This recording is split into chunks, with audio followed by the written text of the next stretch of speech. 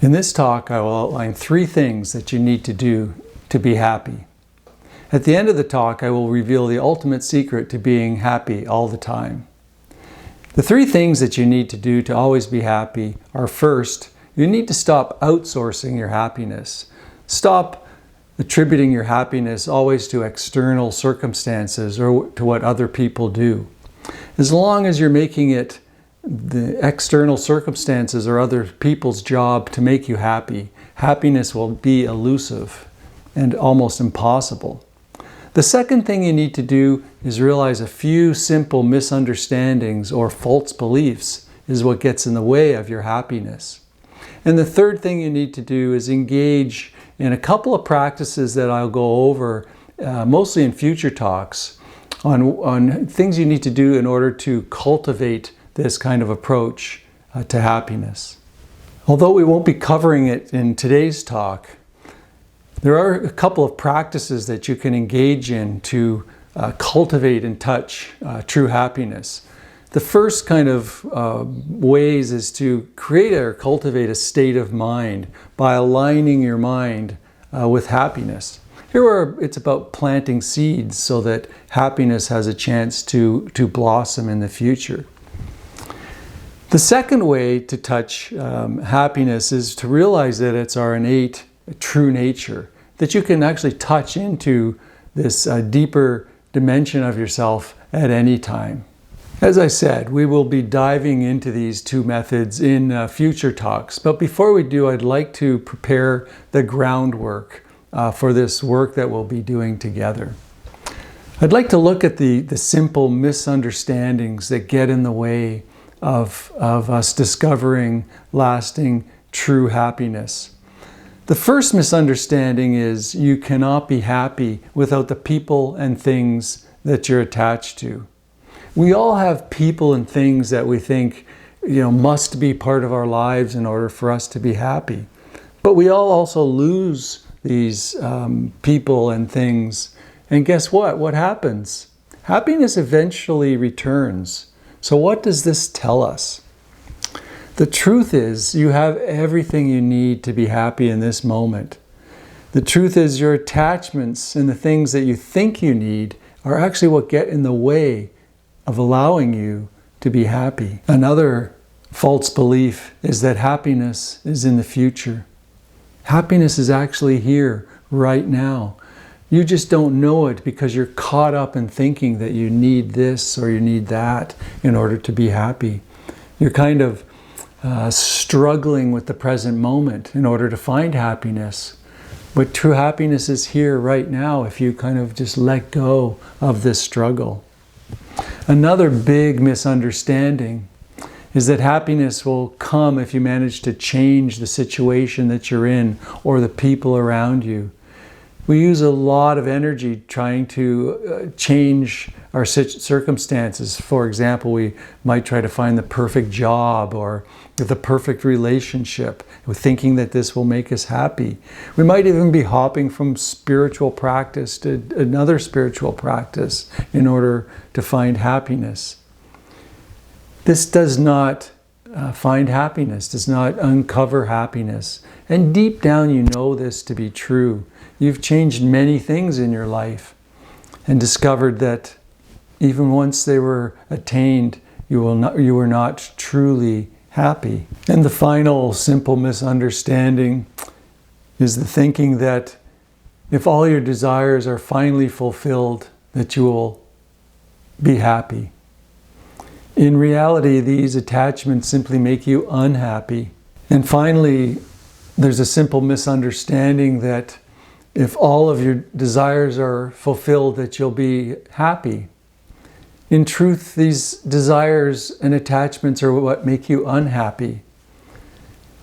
You must realize that even after you've fulfilled all these desires, that happiness will still be elusive. You may get some short-term pleasure or thrill, but do not mistake this for true happiness. So, what can make you truly happy? You've probably tried numerous techniques and spiritual exercises, trying to find the secret formula to happiness. You may be discouraged and wonder where you went wrong. So here's the ultimate secret to finding true happiness. You didn't do anything wrong, and you don't have to do anything. In fact, the more you do, the worse it gets. All the striving and wanting something different is what creates the unhappiness. So all you have to do is understand and let go of your attachments. Simply observe and notice where you're attached. So the ultimate truth is simply by noticing where you're attached and letting go of those attachments can bring true happiness. Now you may be terrified to hear this, the thought of dropping all your attachments. This is simply because you've been manipulated or programmed into believing that you can't be happy without particular people or particular things.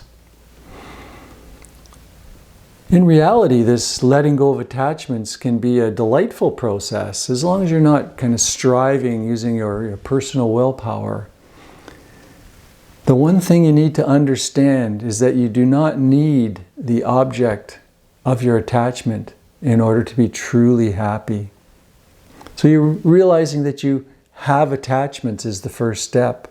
They're there because of genetics, the way the brain's wired, and societal and cultural programming. Remember that attachment is simply a belief. It's a thought in the mind. It's not a fact. Without the thought, you can't be attached. And remember, you can still enjoy and love people and enjoy the things in your life, your possessions. You can still enjoy them without being attached. As I always do in my talks, I'd like to offer you some practices that can cultivate or evoke this kind of true happiness. The first practice involves writing a list of the things and people to which you're attached. So you basically get a list and write down all the people and things that you're attached to, and be honest. And you're just writing it down for your own purposes. So go through the list once it's complete and read each item. And then after you say the item, say this to yourself: I am not really attached to you. I'm simply deluding myself into believing that without you, I would not be happy. And do this honestly and work through this process, and you'll find a deep transformation happening. And the second practice involves letting go of attachments. Now, when people hear this thing, letting go, they think it's kind of a forced process. And it's not. It's more like a letting be. So once we've noticed where we're attached, we can kind of notice the thought behind this attachment. Just notice that thought arising and letting it be. We don't have to believe or follow the thought. So it's all about awareness. When we're aware of something, we're free of it. It's there, but we're not affected by it. Often our attachments bring up deep emotions. So watch what happens when this occurs. When an emotion comes up, are you aware of the emotion, or are you carried away by it? For example, if you're angry with someone, are you aware that you're angry, or are you just sort of carried away by the anger and reacting to the situation? Or when busy mind comes up during meditation, which is very common for everyone, are you aware that you have busy mind, or are you carried away by the busy mind? So the practice, therefore, is to be aware of all the emotions and thoughts as they're occurring, whether they're positive or negative. So most people are unaware of thoughts and emotions as they're coming up, and they kind of just get tossed around by whatever comes up in the moment. So it's not about repressing anything. We're not repressing our attachments or denying emotions. We're seeing and understanding them. We're shining the the light of awareness on the emotions and thoughts in the present moment as they're occurring. So awareness is actually the ultimate secret to being happy all the time. Thank you, and I look forward to seeing you in future talks and discussions. Namaste.